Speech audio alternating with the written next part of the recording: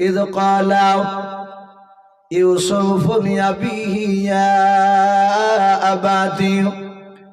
يا أبت إني رأيت 11 كوكبا والشمس والقمر رأيتهم لي ساجدين। ইউসুফ নবী আলাইহিস সালাম রাত্রিবেলায় স্বপ্ন দেখলেন আসমানে বাবা কোটি কোটি তারকার মধ্যে থেকে মাত্র 11টা তারকা এবং চাঁদ সূর্য বাবা হযরতে ইউসুফ নবী আলাইহিস সালামের কাছে বাবা ওই স্বপ্নের মাধ্যমে নেমে আসলো। আসার পর ইউসুফ নবী বলে দেখলাম ওই তারাগুলো চাঁদ সূর্যগুলো তারা আমার পেছন দিকে সিজদা করে না, তারা আমার পায়ের নিচে এসে সিজদা করলো। বলুন সুবহানাল্লাহ। হযরত ইউসুফ নবী আলাইহিস সালামের ঘুমটা ভেঙে গেল। ইউসুফ নবী মনে মনে চিন্তা করেছেন ওই রাত্রিবেলায়, ওগো মাওলা, আসমানে কোটি কোটি তারকার মধ্যে থেকে মাত্র 11টা তারকা এবং চাঁদ সূর্য কেন তারা নেমে আসলো? আমি তো ব্যাপারটা বুঝতে পারলাম না। হযরত ইউসুফ নবী আলাইহিস সালাম উনি একাই বাপজি ঘরের ওপরে বাপজি ঘরে বসে আছেন, ঘুমটা ভেঙে গিয়েছে, বিছানায় তিনি বসে আছেন। ইউসুফ নবী চিন্তা করলেন, মাওলা, এই স্বপ্নের কথা আমি কাকে বলবো? ভাইদেরকে বলবো না আব্বাকে গিয়ে বলবো? কারণ এই কথা দেখে বোঝা যায় ইউসুফের ভাইয়েরা বাপজি তারা আলাদা ঘরে ছিল। একই ঘরে থাকলে বাবা ইউসুফ রাত্রিবেলায় ডাক দিয়ে বলতো, আব্বা কিংবা ভাই, আমি রাত্রিবেলায় স্বপ্ন দেখলাম। কিন্তু এই কথাটা না ডেকে তার চিন্তা করেছিল, মাওলা, আমি আমার স্বপ্নের কথা ভাইদের কাছে গিয়ে বলবো না আমি আব্বার কাছে গিয়ে বলবো? চিন্তা শুরু করে দিলাম। হযরত ইউসুফ কিছুক্ষণ ধরে চিন্তা করার পর ইউসুফ নবী আলাইহিস সালাম উনি মনে মনে চিন্তা করলেন, আল্লাহ, আমি দেখেছি কেনান শহরে আমি আব্বার দরবারে দেখি যে মানুষেরা বিভিন্ন গ্রাম থেকে মানুষ সকাল বেলায় তারা আসতো, কেউ মহিকাল বেলায় আসতো, কেউ দুপুর বেলায় আসতো। আসানোর পর হযরত ইয়াকুব নবীকে ডাক দিয়ে বলতেন, ওগো নবী পয়গম্বর, আমি রাত্রিবেলায় স্বপ্ন দেখেছি, আপনি ব্যাখ্যা করে দেন, আপনি মানে করে দেন। হযরত ইউসুফ নবী বলেন, আমি দেখেছি আমার আব্বা স্বপ্নের বাপজি তাবির করে দিতে, স্বপ্নের মানে করে দিতে। ইউসুফ দেখলেন না, আমি ভাইদেরকে বলবো না, আমি আব্বার কাছে গিয়ে বলবো। হযরত ইউসুফ নবী ঘর থেকে বেরিয়ে বাবা নিজের আব্বা যে ঘরে শুয়ে আছে সেই ঘরের দিকে বাপজি চলে যাচ্ছে। ইউসুফ নবী আলাইহিস সালামের বাপজি ভাইরাও তারা বাপজি সকালবেলা বিছানা থেকে উঠেছিল। ইউসুফ নবী ঘর থেকে বেরোনোর আগে ইউসুফের ভাইদের মধ্যে থেকে বাবা সুমন বলে বাপজি যে ভাইটা ছিল, ওই ভাইটা দেখলো ইউসুফ ভাই বিছানা থেকে উঠে প্রতিদিন আমাদেরই কাছে আসতো দেখা করতে। আমরা ঘুমিয়ে থাকলে ইউসুফ ভাই সে আমাদেরকে জাগাতো। আজকে আমাদের ইউসুফ ভাই আমাদেরই ঘরের দিকে না এসে দেখলাম আমার ইউসুফ ভাইকে দেখলাম আব্বার ঘরের দিকে কেন দৌড়ে যাচ্ছে। ইউসুফের চেহারার দিকে চিন্তিত মনে হলো। ওনারা মনে মনে নাই, শুধু সুমন বলে ভাইটা চিন্তা করলো। দেখি আমি চুপি চুপি পেছনে যাই, আমি আমার আব্বার ঘরের আড়ালে দাঁড়িয়ে থাকবো, আমি দেখবো আমার ভাই ইউসুফ ভাই আমার আব্বা কি বলে একটু দেখবো। আমি একটু আড়াল থেকে শুনবো। হযরত ইউসুফ নবী আলাইহিস সালাম ইয়াকুব নবীর কাছে গিয়ে বলেছিলেন, আব্বা, আমি রাত্রিবেলায় অতি আশ্চর্য স্বপ্ন দেখেছি। ইয়াকুব নবী বলেন, বাবা কি স্বপ্ন দেখেছো মাওলা? ইউসুফ নবী শুধু বলেন, ইয ক্বালা ইউসুফু লিআবিহি ইয়া আবাতি ইন্নী রাআইতু 11 কাওকাবান ওয়াশ-শামসা والقمر رأيتهم لي ساجدين। ইয়াকুব নবী আলাইহিস সালাম ইউসুফ নবীর বাপজি শুধু বাপজি আপনার কথাটা শোনার পর ইয়াকুব নবী বাপজি আর বসে থাকতে পারলেন না। উনি ছুটে এসে ইউসুফ নবীকে বাপজি পাঁজা মেরে ধরলেন, আদর করে জোরে ধরে ইউসুফ নবীর বাপজি কপালে চুমা দিয়ে বলেছিল, বেটা আর কি দেখেছো মালাও? বলে আব্বা এমন কিছু দেখে নাই, শুধু এই স্বপ্নগুলো দেখেছে, আপনি একটু মানে করে দাও। ওগা আব্বা আসমানে দেখলাম কোটি কোটি তারকার মধ্যে থেকে মাত্র 11টা তারকাও এবং চাঁদ সূর্য তারা কেন আমার পায়ের নিচে এসে সেজদা করলো? ওগা আমার আব্বা আর কেন তারা আসলো না? আর 11টাই তারা কেন আসলো, চাঁদ কেন আসলো? আব্বা আপনি মানেটা বলে দেন, কারণ আপনি স্বপ্নের মানে করতে পারেন। ইয়াকুব নবী আলাইহিস সালাম ডাক দিয়ে বলেছিলেন, বাবা আমি স্বপ্নের মানে করে দিব রে বাবা, একটু দয়া করে দেখো বাবা ইউসুফ, ঘরের বাইরে দেখো তোমার কোন ভাইরা লুকিয়ে আছে কিনা। হযরত ইউসুফ নবী ছোট ছেলে, ইউসুফ নবী বাপের কথা শুনে বাবা ঘরের বাইরে ডান পাটা দিয়ে দিলেন। আল্লাহর নবী বাপ যে আপনার নাই, আল্লাহর নবী জনাবে মুহাম্মদ রাসূলুল্লাহ সাল্লাল্লাহু তাআলা আলাইহি ওয়াসাল্লাম তিনি বলেছেন, বাথরুম থেকে বাবা না আয়, এমনি সেই ঘর থেকে ইয়াকুব নবীর ছেলে ইউসুফ উনি ডান পাটা বাপ যা আপনার বের করার পর উনি ডান দিকে বাম দিকে তাকে দেখলেন। ইউসুফ নবী আলাইহিস সালাম কাউকে দেখতে পেলেন না, এসে বলেন, আব্বা আমি ঘরের বাইরের দিকে লক্ষ্য করে দেখলাম কোন ভাই দাঁড়িয়ে নাই। ইয়াকুব নবীও জানতে পারলেন না, কিন্তু কেতাবে লিখেছে বাপজি তার ছোট ছেলের ইউসুফের ভাই বনিয়ামিন নয়, তার প্রথম বিবির 10টা ছেলের মধ্যে দ্বিতীয় ছেলেটা সুমন বলে নাম, সে লুকিয়েছিল। ইউসুফও জানতে পারলো না, ইউসুফের ভাই ইয়াকুব নবীও জানতে পারলো না। এখান থেকে বাপজি পরিষ্কার একটা কথা, অনেক মানুষ বাপজি তারা বলে যে গায়েবের খবর আল্লাহ তো জানেই, তার সাথে হাতে নবী রাসূলরাও দিতে পারে, তারাও জানে। তাই বলুন আস্তাগফিরুল্লাহ। আমাদের আকীদা আসমান জমিনের ভিতরে একমাত্র গায়েবের খবর কে জানেন? একটু জোরে বলুন, আমার আল্লাহ। বাদ বাকি কোনো মানুষ পৃথিবীর দিতে পারে না, এমনকি নবী রাসূলরাও জানে না। গায়েবের খবর অতটাই জানে মানুষের কাছে দিতে পারতে যতটা জিবরিল আলাইহিস সালাম নবী রাসূলকে বলে দিতে,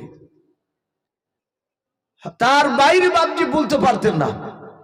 ইয়াকুব নবী বলেন, বাবা কেউ নেই বলে নেই, আমি দেখলাম আড়ালে ডান দিকে বাম দিকে তাকে দেখলাম কেউ নাই। ইয়াকুব নবী বললেন, ক্বালা ইয়া বুনাইয়া লা তাকসুস রুয়াকা, ওরে আমার কলিজা টুকরা সন্তান শুনে নাও, লা তাকসুস রুয়াকা, খবরদার তোমার স্বপ্নের কথা তুমি কাউকে বলবা না। আলা ইখওয়াতিকা, এমনকি তোমার ভাইদের কাছে তুমি বলবা না। হযরত ইউসুফ নবী আলাইহিস সালাম ছোট ছেলে বাপজি কথাটা বাপজি ধরলাও, ডাক দিয়ে বলেন, আব্বা আমাদের মা দুটো হতে পারে, কিন্তু আব্বা আপনি তো আমাদের দুজনেরই একটাও। আমার সমান ভাই ধরা আব্বা আপনি, ও আব্বা আপনি আমাদের আব্বা আপনি, আমাদের মা দুটো, এটা শুধু পার্থক্য, বাপের দিক দিয়ে পার্থক্য নাই। ও আব্বা যান আপনি কেন আপনি ভাইদের কাছে আলা ইখওয়াতিকা, ভাইদের কাছে স্বপ্নের কথা তুমি বলো নাও, কেন আপনি আমাকে বারণ করলেন বলার? ইউসুফ নবী আলাইহিস সালামের আব্বা ডাক দিয়ে বলেছিল, ফায়াকিদু লাকা কাইদা,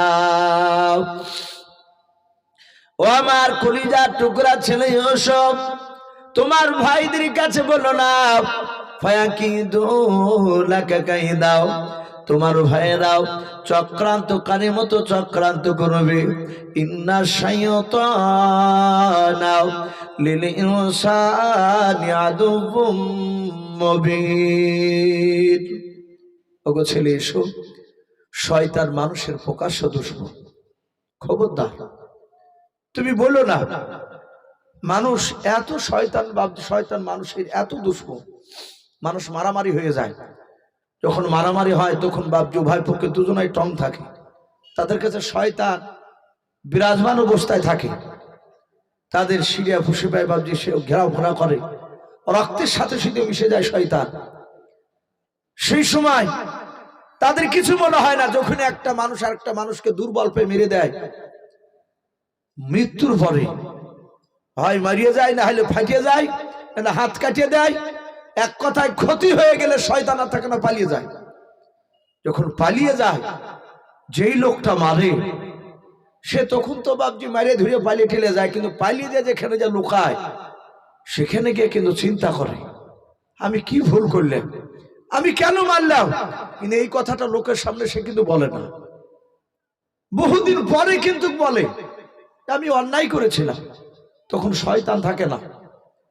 তাই ইয়াকুব নবী বলেছিলেন, ওগো আমার ছেলেরা, না শয়তান নিশ্চয় প্রকাশ্য মানুষের দুশমন। সাবধান, তুমি স্বপ্নের কথা তোমার ভাইদেরকে বলো না। ইসু বলেন, আব্বা আমি বলবো না, কথা দিচ্ছি, আপনি বলুন 11টা তারা, চাঁদ, সূর্য, এরা কেনই বা আমার কাছে এসে সিজদা করলো, এর ব্যাখ্যাগুলো একটু বলুন। ডাক দিয়ে বলল, বাবা তোমরা টোটাল ভাই কটা? বলো টোটাল ভাই হচ্ছে আমরা 12টা। বলে তোমাকে বাদ দিলে কটা থাকে? 11টা। তারা কটা এসেছিল? 11টা। বলে ইউসুফ, এমন একটা দিন আসবে, সময় আসবে, সেই দিন থেকে নিয়ে তোমার সব ভাইয়েরা, 11টা ভাইয়েরা তোমার আনুগত্য স্বীকার করবে। বলুন আলহামদুলিল্লাহ। ইউসুফ নবী আলাইহিস সালাম বললেন, আব্বা চাঁদ সূর্য মানে কি? ওরা কেন সিজদা করলো? আসমান থেকে কেনই বা তারা নেমে আসলো? বলে, বাবা ইউসুফ, চাঁদ হচ্ছে তোমার মা, সূর্য হচ্ছে আমি। এমন একটা সময় আসবে, সে সময় তোমার আব্বা মা তোমার কথা মানতে বাধ্য হবে। ইউসুফ নবী হাসছেন, বলে, আব্বা আমি এমন কি হব? ভাইরা, আপনি, মা, সকলে আমার কথা অনুযায়ী চলবে? আমি তো আপনাদের পেটের ছেলে। বলে, বাবা তোমার স্বপ্নের ব্যাখ্যায় পাওয়া যাচ্ছে তোমাকে পৃথিবীর উচ্চ সম্মানের অধিকারী করবে মানুষের মধ্যে থেকে। বলুন আলহামদুলিল্লাহ। তোমার ভাইদের চেয়ে উচ্চ সম্মানের অধিকারী করবে। উচ্চ সম্মানের অধিকারী মানে এখানে ওলামারা অনেকে বলেছে নবুয়ত দান করবে তোমাকে, এটা বলেছিলেন ইয়াকুব নবী। আর নবী রাসূলরা পৃথিবীর সব মানুষের চেয়ে বাপজি বড়। হযরত ইউসুফ নবী বলে, ভাই ওগো আব্বা আমি ভাইদের কাছে আর বলবো না। বলে, ঠিক আছে বেটা যাও। ইউসুফ নবী চলে গেলে তার স্বপ্নের কথা শুনে নিল তার ভাই সুবল, এবং মানেটাও যে জানতে পারলো তা ইউসুফ বাপজি জানে না। ইউসুফের ভাইদের সাথে কথা বলে ইউসুফ আবার চলে গেল ঘরে। ইউসুফের সুমন ভাই সে তাড়াতাড়ি করে বাপজি তারা ঘরে ঢুকে বললো, ভাই আমরা 1 মাইল যে 10টা ভাই, তাড়াতাড়ি একত্রিত হও। বলে, কেন? বলে, হয়তো একটা খুব গুরুত্বপূর্ণ কথা আছে। এক জায়গায় হয়ে গেল। সুমন আবা বলছে, ভাই দেখো তো এখানে ইউসুফের ভাই বনিয়ামিন আছে কিনা। বলে, কেন? বলে, ও থাকলে বলা যাবে না, এটা ভয় আছে। ইউসুফের ভাই থাকলে বলা যাবে না। আমাদের বাপজি, আপনারা অনেকে আছেন বাইরে যাতায়াত করেছে, এখনো করছে। গোটা পশ্চিম বাংলার বাইরেও মানুষ এই বাঙালিদেরকে দেখে বাপজি ভয় পায়। কথা ঠিক না বেঠিক বলে? এই বাঙালিদের খুব বুদ্ধি, অপস্থিত বুদ্ধি এই বাঙালিদেরকে আল্লাহ দান করেছে। কিন্তু বাঙালিরা এরা বাপজি আপনার ওই নারীর পেছনে পড়ে বাপজি তারা মেধাটাকে কাজে লাগাতে পারে না, নষ্ট হয়ে যায়। তাহলে এত ব্রেন। আমাদের উস্তাদ শোনাছিলেন যে বিহারিরা বাপজি আপনার ট্রেনে সফর করছে, ট্রেনে বগিতে আছে, তো গোটা বগিটাতে বাপজি সব বিহারি লোক। বাহিরকার মানুষ সফরে গেলে 8 জন 10 জন করে যায়, গ্রামের এলাকার মানুষ। আর সফরে এলাকার মানুষ দল বেঁধে যাওয়াটা ভালো, এতে উপকার হয়। কিন্তু আমরা অনেকে মারামারি করে হিংসা হিংসি করে নিয়ে যাইনি। তো বিহারিরা গোটা বগিটাতে বাপজি যে বগিতে ঢুকেছে ওরা সবাই তো ট্রেনে যাচ্ছে। তো বলছে যে ভাই এভাবে চুপচাপ তো বসে থাকা যাবে না। তো যেহেতু বিহারি তারা সবাই হচ্ছে আপনার হিন্দু ভাষী, উর্দু ভাষী, উর্দু তো কথা বলছে। তখন বলছে ভাই আপনাদের সামনে, মানে বলছে যে আপ লোগোं के সামনে কে হেকায়ত বয়ান করুঙ্গা। তা বলছে আমি আপনাদের সামনে একটা গল্প বলবো। তো সমস্ত বিহারিরা বলছে হ্যাঁ হ্যাঁ হযরত বলিয়ে বলিয়ে করছে, বলেন বলেন। তখন ওই বিহারি যে গল্প শোনাবো বলছে, সে বলছে ভাই इस कमरा में देखो कोई बांगाली मौजूद है कि ना। বলছে দেখো এই ট্রেনের ভিতরে এই বগিটাতে কোনো বাঙালি আছে কিনা। এর গল্প শোনা লেগে বিহারি লোকরা এদিক ওদিক তাকে বলছে ভাই এই कोई বাঙালি নেই है इस कमरा में। তা বলছে এই বগিতে কামরাতে নাই একটা বাঙালি নাই বলে না। তখন এবারে বলছে ভাই सुनिए आप लोग। তা বলছে তো বলিয়ে। তখনই বলছে যে ভাই এক জঙ্গল के अंदर एक तालाब है। এরা ওরা তো যেহেতু হিন্দু ভাষী তো সব বলছে হ্যাঁ হ্যাঁ হ্যাঁ ঠিক है ঠিক है। সব জোর বেঁধে বলছে জোর আওয়াজে। তালাব মানে হচ্ছে পুকুর। বলছে জঙ্গলের ভিতরে একটা পুকুর আছে। তখন বলছে ওই যে গল্প শোনাইছে ভাই ওই এই তালাব কি কিনারা में दरात थे। বলছে ওই পুকুরের ধারে একটা গাছ আছে। বলছে হ্যাঁ হ্যাঁ ভাই ঠিক है ठीक है।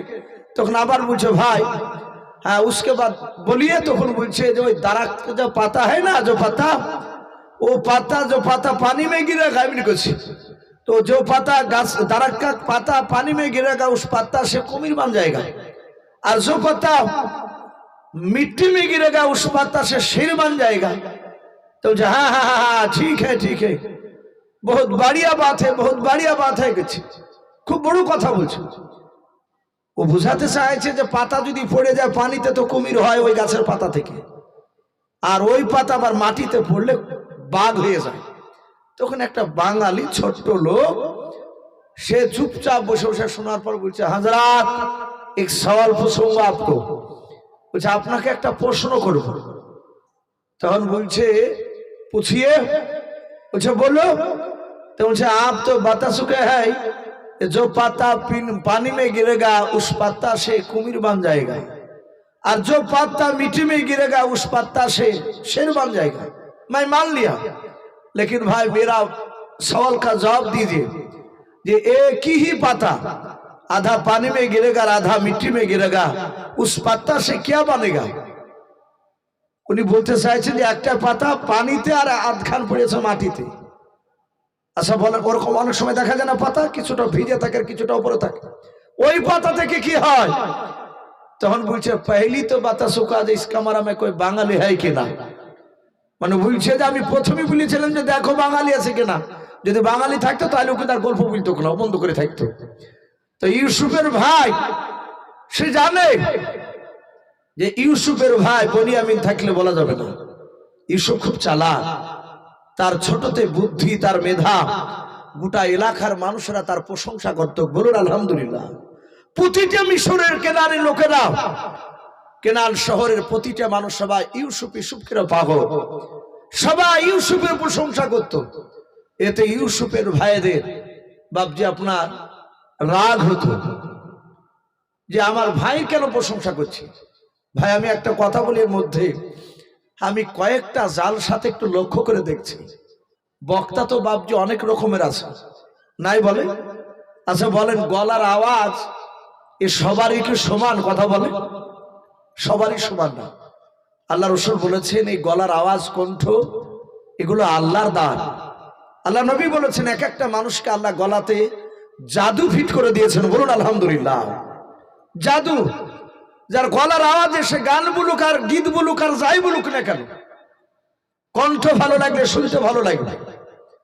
আমি দেখছি কয়েকটা জালসাতে, আমি বলতাম না, আমি একটু ইশারাতান বলছি, আমি দেখছি এক শ্রেণীর কিছু আলেম, তারা বক্তা নয়, তাদেরকে দেখা যাচ্ছে তারা জালসা সেরকম তাদেরকে মানুষ ডাকে না। এসে যদি জালসা তারা যদি 10 মিনিট টাইম দেওয়া হয়েছে ওদেরকে, কি 20 মিনিট, তখন বাপজি সে বিরাট ব্যাপার ভাবিয়ে ও আবেগে বুলে ফেলছে, ভাই হ্যাঁ গলার কণ্ঠ শুনলে শুধু হবে না, কিন্তু আদৌ কিন্তু সুর করে ওয়াজ করতে পারে না। ওই যে বলবে কথাটা, সুর করে সে ওয়াজ করতে পারে না, তার গলার কণ্ঠ ভালো না। আরে ভাই তোর গলার কণ্ঠ ভালো না, তুই কেন কণ্ঠের বিরুদ্ধে কথা বলবি? ওটা তো আল্লাহ তোকে দেয়নি। এরকম কয়েকটা জায়গাতে দেখছি, এটা না বলাই দরকার আলেমদের। আমার আপনারা দেখবেন পৃথিবীতে দামি দামি আলেম তারা সুর করে করে বক্তব্য দিচ্ছে, এই তো আল্লাহর দান। এই বাংলাদেশে হাফিজুর রহমান সিদ্দিকী দামাত বারকাতুহুম আলিয়া, অনেকে হয়তো ওয়াজ ফলো করেন আপনারা, আল্লাহ এত গলাতে মধু দিয়েছে। অনেক যুবক তারা বলছে যে আমরা হাফিজুর রহমান সিদ্দিকের, হেদায়েতের মালিক আল্লাহ, কিন্তু কার কথাতে যে বাপজিকে কাকে যে আল্লাহ হেদায়েত বানাবে একমাত্র আল্লাহ তো জানে। ওনারা বলছেন যে ওনার বক্তব্য শুনে আমি দাঁড়িয়ে রেখে দিয়েছি, কেউ বলছে 5 ওয়াক্ত নামাজ পড়ি, কেউ বলছে বক্তা আমির হামদার বক্তব্য শুনে নামাজ পড়ছি, কেউ বলছে অনেক যুবকের শোনা যে মিজানুর রহমান আজাহারির বক্তব্য শুনে আমি পরিবর্তন হয়েছে, ডাক্তার জাকির নায়েকের বক্তব্য শুনে পরিবর্তন হয়েছে। এরকম নাই ভাই? অনেকে বলে না, অনেকেই বলে, কিন্তু বাপজি এটা বলা ঠিক নয়। এই আওয়াজটা আল্লাহর দান। আমি বলছিলাম যে হযরত ইউসুফ নবী আলাইহিস সালাম তার ব্যবহার প্রতিটা মানুষ প্রশংসা করত। তাই ইউসুফের বাপ যে সমর বলে ভাইটা বলল, একই সঙ্গে একত্রিত হও, আমি কিছু কথা আলোচনা করব। বলে কি? বলে ভাই আজ জানো ইউসুফ রাত্রির বেলায় কি স্বপ্ন দেখেছে? বলে না, আমি জানি না। বলে ভাই ইউসুফ রাত্রির বেলায় স্বপ্ন দেখেছে ইউসুফ নাকি উচ্চ সম্মানে অধিকারী হবে, ইউসুফকে সবচেয়ে দামি লোক বানাবে। ইউসুফের 10টা ভাইয়ের মধ্যে থেকে বাপজি যে বড় ভাই ইয়াহুদ, তিনি বললেন মুচকে হাসি দিয়ে, ভাই ইউসুফ যদি উচ্চ সম্মানের অধিকারী হয় হোক না, সে তো আমাদের ভাই, আমরা মা দুটো বাপ তো একটাই, পার্থক্য শুধু মায়ের কাছে, অসুবিধা নেই, আমাদের ভাই তো। ডাক দিয়ে বলে ভাই সংখ্যায় আমরা কম না ওরা? বলে ইউসুফরা সংখ্যায় কম, আমরা বেশি, আমরা কেউ দাবি হতে পারবো না, আর ও দাবি হয়ে যাবে।